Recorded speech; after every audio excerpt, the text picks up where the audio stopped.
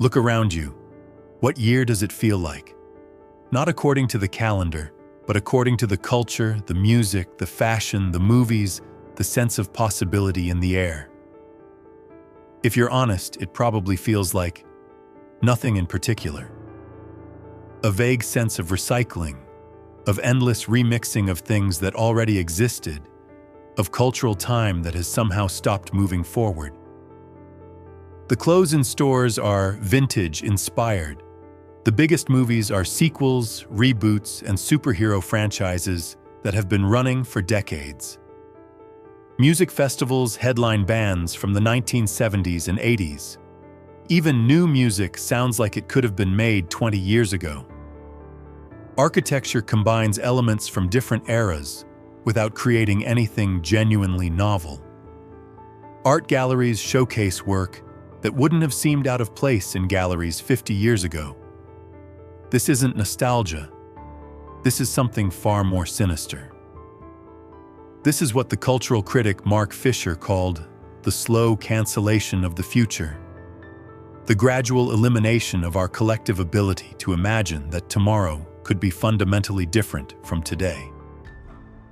Fisher spent his career diagnosing what he saw as the central catastrophe of our time, the disappearance of the future as a cultural and political category. Not the literal future. Time keeps moving, technology keeps advancing, but the future as a space of genuine possibility, as something qualitatively different from the present, as a destination worth struggling toward. What Fisher discovered is both terrifying and urgent.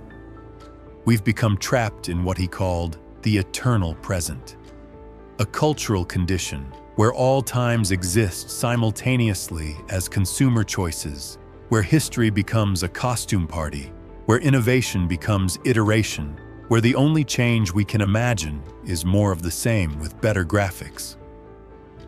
But here's what makes Fisher's analysis so important. He understood that this temporal crisis isn't just aesthetic or cultural, it's political. When you can't imagine a different future, you can't work toward one. When tomorrow feels like an extension of today, revolution becomes literally unthinkable. The cancellation of the future is the ultimate victory of capitalist realism, the belief that this is as good as it gets. Fisher identified something unprecedented in human experience. We live in the first era where the future has been absorbed into the present. Previous generations lived with a strong sense of historical direction, of time as an arrow moving toward something new. The medieval peasant anticipated the coming kingdom of God. The 19th century worker expected socialist revolution. Even the suburban consumer of the 1950s looked forward to flying cars and space colonies. But somewhere around the 1980s, Fisher argued, this forward momentum stopped. The future didn't disappear. It was colonized by the present. Instead of imagining genuinely new possibilities, culture began recycling old ones. Instead of creating tomorrow, we started curating yesterday. You can see this everywhere in contemporary culture.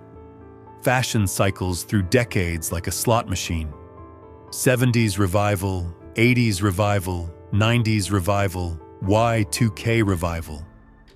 But these aren't returns to historical periods with their own internal logic and trajectory. They're aesthetic choices stripped of their original context, turned into style options available for consumption. Music operates the same way. Genres that once emerged from specific social conditions and pushed toward new sonic territories now exist as marketing categories. Indie rock sounds like it could have been made in any decade since the 1980s. Electronic music recycles sounds and structures that were revolutionary 40 years ago, but are now just textures in an infinite palette. This temporal flattening serves a crucial ideological function. It makes historical change appear impossible. If all historical periods are just different styles available for consumption, then the idea that society could fundamentally transform becomes nonsensical. Progress isn't about moving toward different kinds of social organization. It's about having access to more consumer choices from different eras. Fisher called this depressive hedonia, the simultaneous overstimulation and undersatisfaction that comes from endless cultural recycling. You're constantly exposed to new products, new content, new experiences, but nothing feels genuinely new. Everything feels like a variation on something you've already encountered. But Fisher's analysis goes deeper than just cultural stagnation. He identified how capitalism has turned nostalgia into a machine for preventing future-oriented thinking. This isn't the warm, personal nostalgia of remembering your childhood. This is what Fisher called hauntology, the way that dead cultural forms continue to haunt the present, preventing the emergence of genuinely new ones. Consider how pop culture operates today. Instead of creating new mythologies, Hollywood endlessly reboots old ones. Spider-Man has been rebooted 3 times in 20 years. Star Wars continues decades after its original story ended. Comic book characters created in the 1940s dominate contemporary cinema. These aren't just entertainment franchises. They're temporal anchors that keep culture tethered to the past.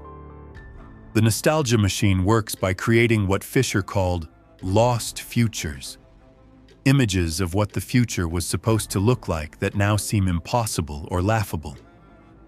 The sleek modernist architecture, the social democratic welfare state, the confident technological optimism, all of these visions of the future have been relegated to the past, turned into objects of ironic consumption rather than genuine aspiration. This creates a peculiar temporal relationship where the past feels more futuristic than the present. The architecture of the 1960s looks more advanced than what we build today.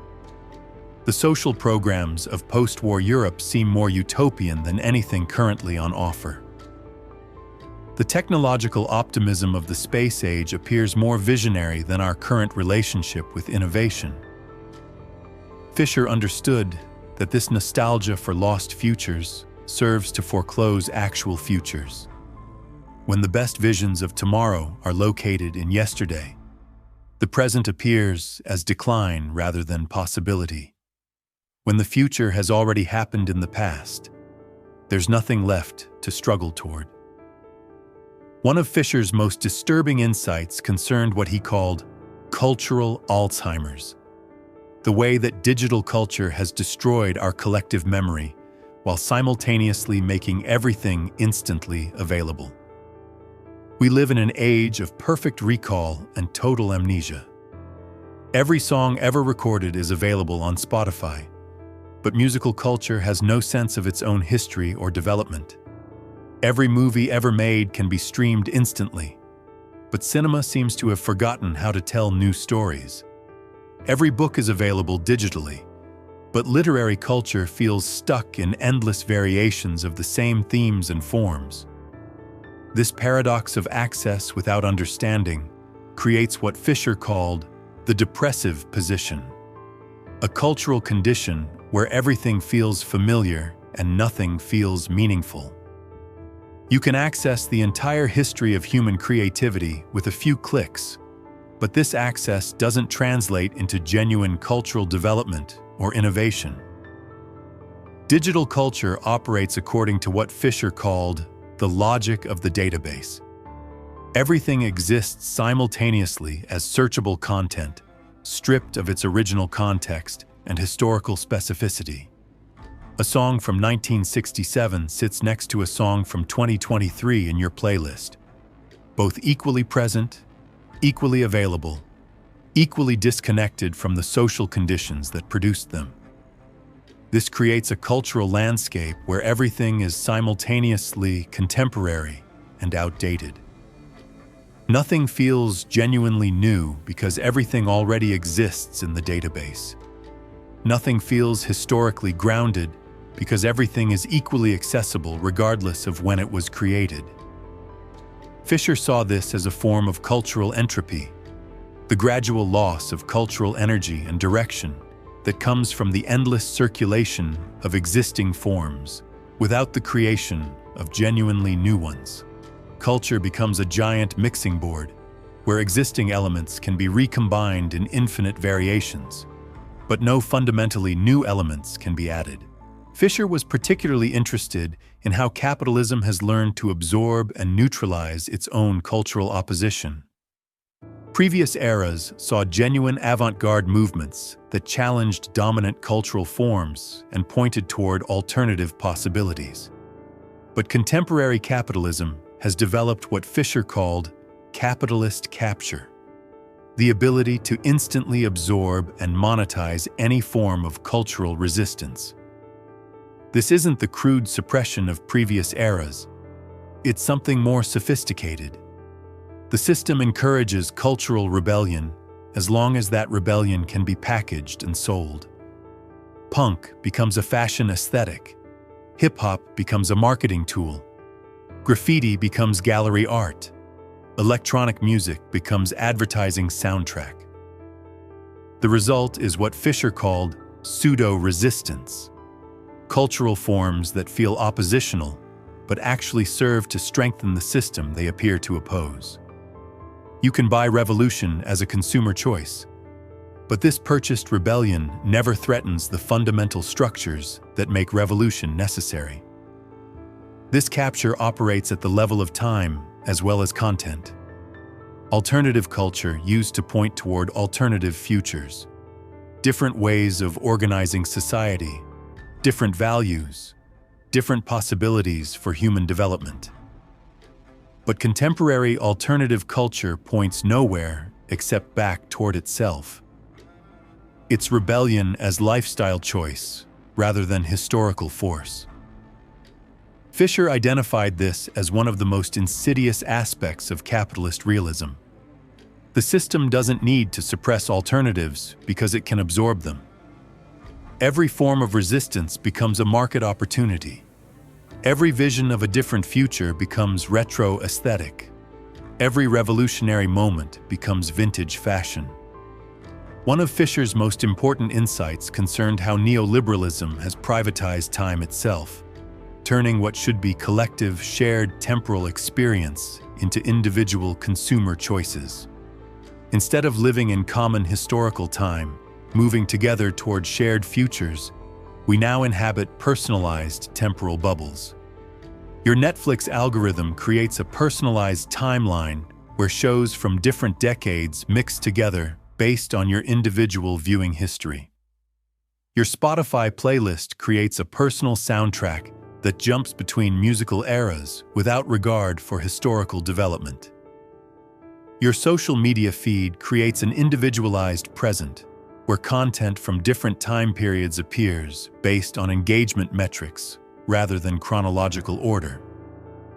This temporal privatization serves ideological functions by making collective action more difficult. When everyone lives in their own personalized timeline, it becomes harder to organize around shared experiences of the present or shared visions of the future. Political movements require common temporal frameworks, shared understandings of where we've been and where we're going. But privatized time makes these shared frameworks impossible. Instead of collective memory and common hope, we have individual nostalgia and personal anxiety. Instead of historical solidarity, we have demographic targeting. Instead of revolutionary consciousness, we have consumer preferences. Fisher saw this as part of a broader neoliberal project of privatizing everything that was once held in common, not just public services and social goods, but shared cultural experiences and collective temporal frameworks. When time itself becomes a consumer choice, the very possibility of common political action begins to disappear. Fisher also identified how technological acceleration contributes to the cancellation of the future. The faster things change on the surface, the more static they become underneath. constant innovation in consumer technology masks the absence of fundamental social innovation. You get a new iPhone every year, but the basic structure of your life, work, consumption, debt, anxiety, remains unchanged. Social media platforms constantly update their interfaces, but the underlying logic of surveillance capitalism intensifies. Video games become more sophisticated, but they're increasingly designed according to the same behavioral manipulation principles. This creates what Fisher called the acceleration trap. The faster culture moves, the more stuck it becomes. Constant surface change prevents deeper structural change. Perpetual innovation becomes a substitute for genuine transformation. The result is a culture of frantic stasis, everything moving very fast while going nowhere. New products, new content, new trends appear constantly, but they're all variations on existing themes rather than genuinely new departures. Innovation becomes iteration. Disruption becomes optimization. Revolution becomes upgrade. Fisher understood that this acceleration serves to exhaust political energy. When you're constantly adapting to surface changes, you don't have time or energy to question underlying structures. When your attention is constantly fragmented by new stimuli, you can't sustain the kind of focused thinking necessary for systemic analysis. Throughout his work, Fisher connected contemporary depression to this temporal crisis. He argued that much of what we call mental illness is actually a rational response to irrational temporal conditions. The psychological effects of living in a culture that has lost its sense of historical direction. Depression, Fisher suggested, is often characterized by temporal dysfunction, the inability to imagine a future different from the present, the feeling that time has stopped moving, the sense that yesterday and tomorrow are indistinguishable from today. These symptoms aren't just personal pathology. They're accurate perceptions of actual cultural conditions. When the future has been canceled, when history has been flattened, when time has been privatized, depression becomes a reasonable response. The individual psyche rebels against temporal conditions that feel fundamentally wrong. The endless present, the recycled past, the absent future. But Fisher was careful not to romanticize depression or suggest that mental illness is simply political resistance in disguise. Instead, he argued that individual psychological problems often reflect collective cultural problems that require collective solutions. The goal isn't to adapt individuals to dysfunctional temporal conditions, but to create temporal conditions that support human flourishing. This means understanding depression not just as brain chemistry, but as temporal experience. The feeling of being stuck in time, unable to move forward or back, trapped in an eternal present that offers no genuine possibilities for change or development. So how do we escape the temporal trap Fisher identified? How do we recover the future that's been canceled? Fisher's answer was both simple and radical. We have to actively work to create new forms of cultural time, new ways of experiencing history and possibility. This isn't just about creating new art or new music, though those are important. It's about creating new social forms that embody different temporal relationships, ways of organizing collective life that point toward genuinely different futures rather than endless variations on the present. Fisher was particularly interested in what he called popular modernism, cultural forms that combine experimental innovation with mass accessibility. Instead of accepting the false choice between difficult avant-garde art and easily digestible commercial culture, Fisher advocated for cultural work that was both formally innovative and widely engaging.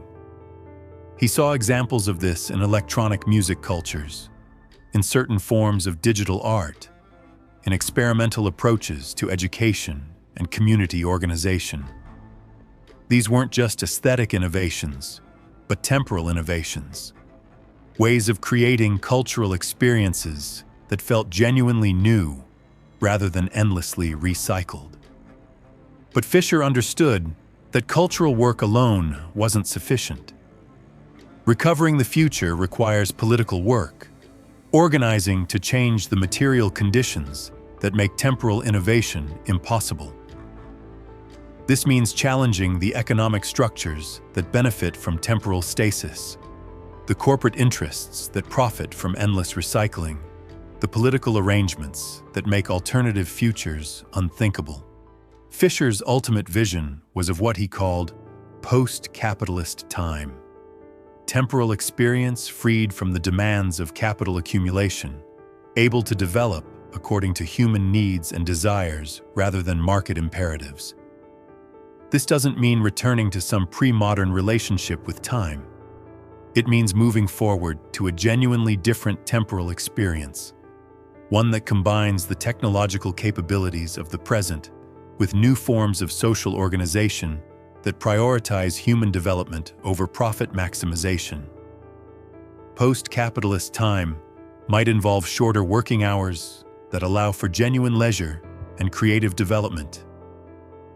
It might involve collective planning processes that give communities real control over their own futures. It might involve educational systems that help people understand themselves as historical actors rather than passive consumers. Most importantly, it would involve recovering what Fisher called speculative agency, the collective capacity to imagine and work toward futures that don't yet exist. This requires both individual psychological work to overcome depressive realism and collective political work to create material conditions where genuine alternatives become possible. Fisher understood that this temporal revolution wouldn't happen automatically. It requires conscious effort to resist the forces that benefit from temporal stasis. It requires cultural workers willing to create genuinely new forms rather than endless variations on existing ones. It requires political organizers willing to fight for conditions where human time can be liberated from market time. Most importantly, it requires recognizing that the cancellation of the future isn't inevitable or permanent. It's a specific historical condition that can be changed through human action. The future hasn't disappeared, it's been temporarily suppressed, and what's been suppressed can be recovered. Fisher leaves us with both diagnosis and hope. The diagnosis: late capitalism has systematically destroyed our collective ability to imagine different futures, trapping us in an endless present of recycled possibilities. The hope: understanding this process is the first step toward reversing it. The future is still there, waiting to be uncancelled. The question is whether we'll do the cultural and political work necessary to bring it back.